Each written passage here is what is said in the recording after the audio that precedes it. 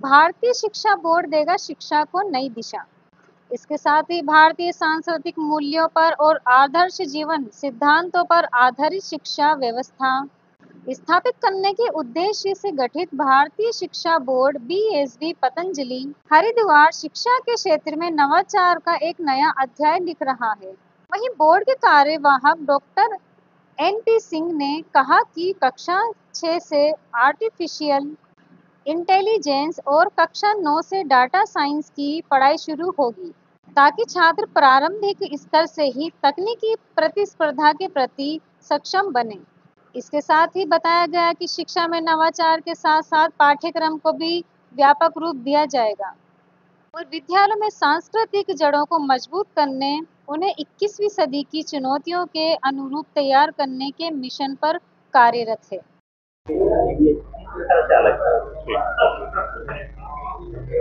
Board Bharat सरकार द्वारा गठित पतंजलि योगपीठ द्वारा स्पॉन्सरी बॉडी के रूप में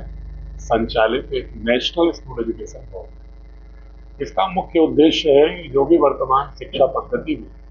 आधुनिक ज्ञान, विज्ञान, गणित, टेक्नोलॉजी पढ़ाई जा रही वो पढ़ाई जाए, जो भी सीबीएसई में या नेशनल करिकुलम फ्रेमवर्क में पढ़ाया जाता है, लेकिन साथ ही हर विषय में, हर कक्षा में, हर डोमेन में जो भारत की समूची ज्ञान परंपरा है उसका भी बहुत ही खूबसूरती के साथ समायोजन किया जाए, संश्लेषण किया जाए, समावेशन किया जाए, इंक्लूसिव ब्लेंडिंग किया जाए उसकी इंडियन नॉलेज सिस्टम का मॉडर्न एजुकेशन। सबसे बड़ा संकट जो है, जैसा कि आप प्रश्न भी पूछ रहे हैं, कि किसी भी जगह में जिस तरह के कोचिंग इंस्टीट्यूट ज्यादा फ्लरिश होते हैं या किसी भी क्षेत्र विशेष के लिए रेलिवेंट कैसे होगा, तो भारतीय शिक्षा बोर्ड का उद्देश्य यही है कि हम शिक्षा इस तरह से कि बच्चे की दृष्टि और दक्षता दोनों इस तरह की हो कि वो नौकरी परखता की बजाय उद्यमिता और विभिन्न क्षेत्रों में नेतृत्व प्रदान करने की दक्षता पैदा हो, ज्ञान सृजन करने की दक्षता पैदा हो।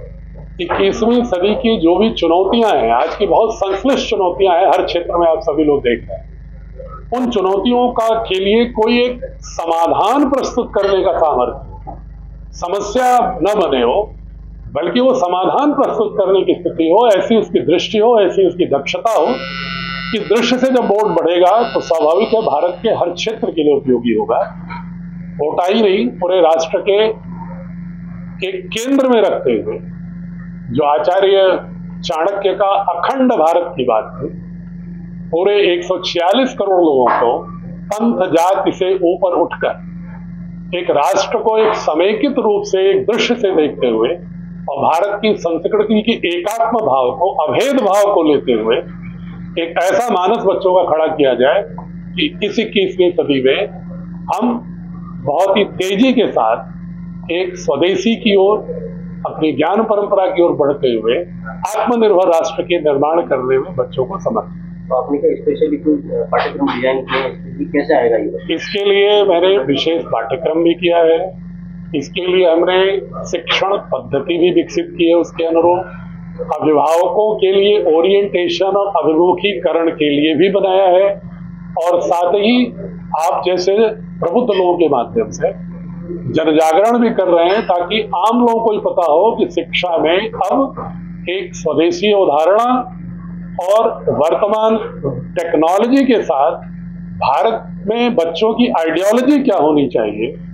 जिससे कि भारत एक समग्र रूप से, समर्थ रूप से एकत्व के साथ खड़ा हो, खंड खंड में नहीं अखंड रूप में खड़ा हो। उस दृष्टि से एक कार्यकुलम भी, सिलेबस भी, पेडागोजी भी, मूल्यांकन पद्धति भी,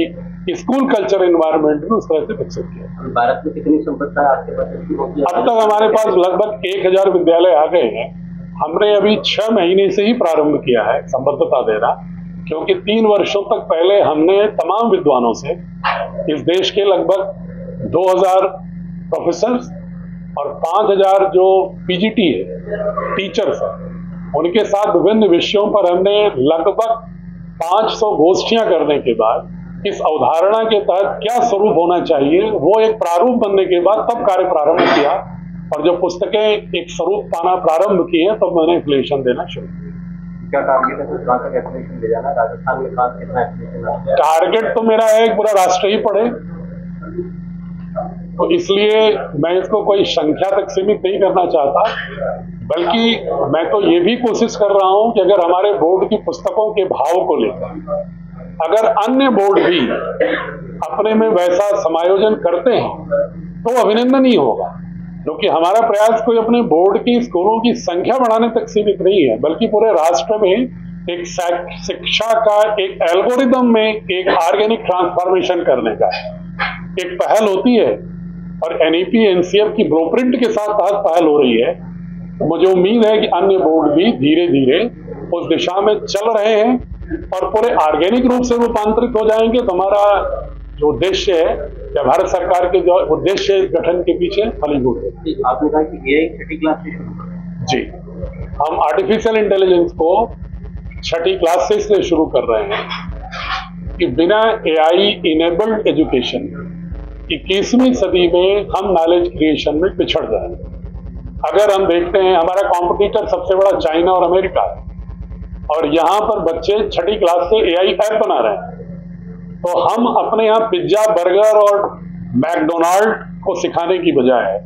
अगर बच्चों को एआई ऐप बनाना नॉलेज क्रिएशन की ओर नहीं मोड़ेंगे तो हम देश के साथ भी अन्याय करेंगे।